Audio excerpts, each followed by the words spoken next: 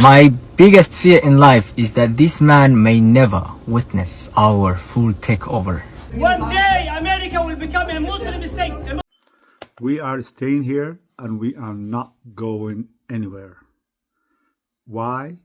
Because we are a taxpayer, we are citizens, we are legal residents, we are contributors, we are consumers, we serve our military. Even went to buy real estate overseas. These people knew exactly what they were doing. I didn't see this coming. Y'all ready? Explain to the world how this land became your land. He pretty much saying that this land is free game land. This land, America, does not belong to America. That they over here now, they're not leaving, and now it's going to be considered their land. He wants proof to know how is America America. My biggest fear in life is that this man may never witness our full takeover. Yes, he may never witness that. He already witnessed our partial takeover, our little success in America. And he is the reason actually I know that the community in America is thriving. He is how I know. It's like,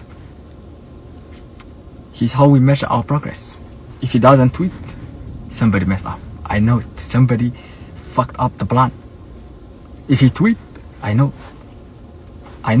We're doing the right things. Yes, that's how I know. So, he's old and sick, I know. He may not witness our full takeover, but I promise you that his sons will witness. Just like him, we came to exist in this country. See? The land of free men. The land of opportunities. And we're here. Yes. And we're not leaving, actually. We're not going back. What do you mean go back? You should go back first. You see? If you come first, you go first. See? Just like you. Tell me how you own this land. Explain to the world how this land became your land. Coming to America. Islam's coming to America? Yeah, it's coming. Wait, is this going to be One day, America will become a Muslim state, a Muslim country. Our goal is to make America Islam. Really? Islamic. There has been viral videos spreading online right now about Somali immigrants in America making some very bold statements. One man even says that he fears Trump will not witness Somalis take over America. Others claim that if people want Somalis to leave the country, then those people should be the ones leaving instead. But what exactly is happening in these clips? What do they actually mean? Let's watch these clips and then I'll come back with more comments. Those people who are saying Somali, they have to leave America. What if you guys leave and then we stay? You guys don't want us, right? So you guys leave and then we stay. Yeah? Ininkas ka bada. Anawa jogi na mfant. Magal ka niwang kasena. Enrich themselves. In fact, today, Senate Majority Whip and Foreign Relations Committee member John Barrasso, he confirmed it was all intentional. Apparently, they were trying to sign up so many people they ran out of names. So went to a website, www.randomnames.com, to make up names. And the money was so big, we understand that some of it went to buy BMWs, Mercedes-Benz. Some of it even went to buy real estate overseas. These people knew exactly what they were doing. And of the 87 charged, all but 8 are of Somali descent. When CNN's Margaret Brennan asked Ilhan Omar yesterday why this fraud was allowed to get out of control, instead of taking responsibility, Ilhan played the victim, claiming Somalis themselves were hurt by the fraud.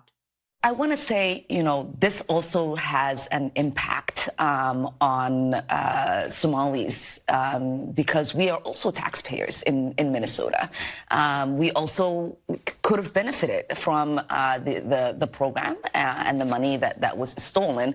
And so it's been really frustrating for people to not acknowledge the fact that we're also, as Minnesotans, as taxpayers, really upset and angry about the fraud that has occurred.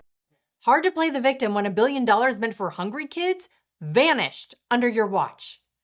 Now, something else I want to address, this one in reference to President Trump. I might have used different words when he called Ilhan Omar garbage, but he has a point.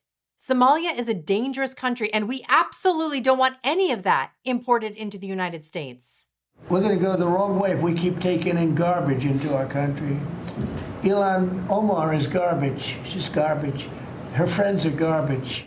But here's the kicker. Celebrities and Tim Walz rushed to defend Somalis from being called garbage. But if memory serves me correct, those same people never denounced Joe Biden calling millions of Trump supporters the exact same thing. Garbage.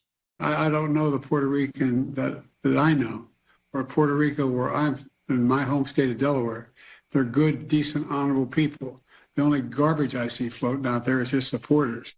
The selective outrage is staggering. And piling on is Minnesota's Attorney General, who is now openly threatening to have local law enforcement arrest ICE agents simply for enforcing federal immigration law. A clear attempt to undermine the rule of law.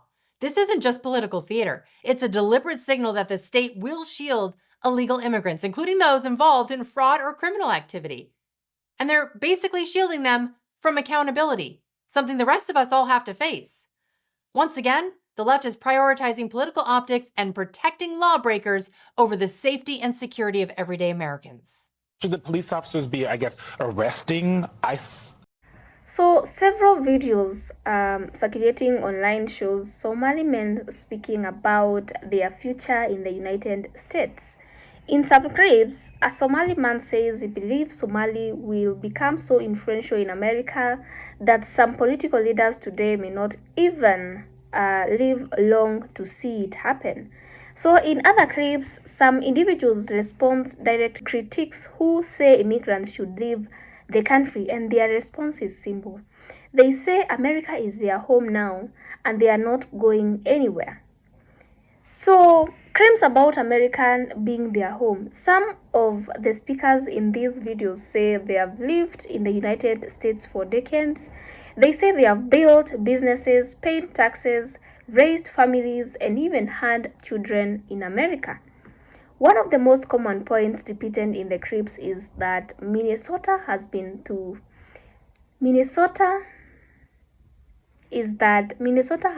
home to Somali communities for decades. Cities like Minneapolis have one of the largest Somali population outside of Somalia. I didn't see this coming. Y'all ready? I'm just saying, this whole Somalian thing, I'm trying my best to not get emotionally attached or invested into it, but it's a lot going on. I'm going to keep y'all posted because they talk. Yes, they talking extremely reckless. How smart is it to go against the U.S.? The history of the success of the U.S., how we don't play around when someone, terrorists, when you saying you're going to come over here and take over something, it does not end well for you. You can try all you want. You should never say those two words together. Taking over, talking about America, saying take over and mentioning America in the same sentence, shit is blasphemy. You're asking for trouble. You're asking to be eliminated. You literally raise your hand and say, hey, eliminate me. I'm talking about taking over America from another country. We're going to come over from another country and take over America. How does that sound? This is all I know. I was only 3 years old when I came, and this is my home, and this has got to stop. I'm not scared. So I'm a citizen. I'm happy. I'm United States. So why Minnesota? The Somali community in Minnesota began growing in the 1990s when many refugees fled from the civil war in America. Over the decades, the community grew rapidly, and today there are Somali-owned businesses, mosques, community organizations, and even political representatives. And for many families who arrived decades ago, this is home for them. This is the only home children have ever known. So another part of these viral clips drawing attention involves religion. Some individuals in the videos say that they believe Islam will grow strongly in America in the future. So statements like that have sparked intense debate online, especially among people concerned about cultural or political states in the United States. So videos like this tend to extremely go viral really fast because they touch some of the most emotional topics in the modern politics. immigration, identity, religion, and the future of the Western societies. And sometimes, just a few seconds long can quickly turn into a massive debate across social media platforms. Let me remind you something. Minnesota has around 80,000 Somalis.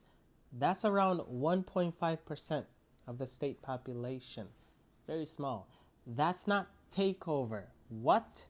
Yeah, that just means this small 1.5% of this population just shows they're locked in, they're disciplined. Yeah, right? They build empires with zero generational wealth. They are people who came here with nothing. 20 years later, something, right? They're in Congress, they're mayors, city council members, hello, right? They're entrepreneurs, healthcare workers. Should I keep going? Sheesh.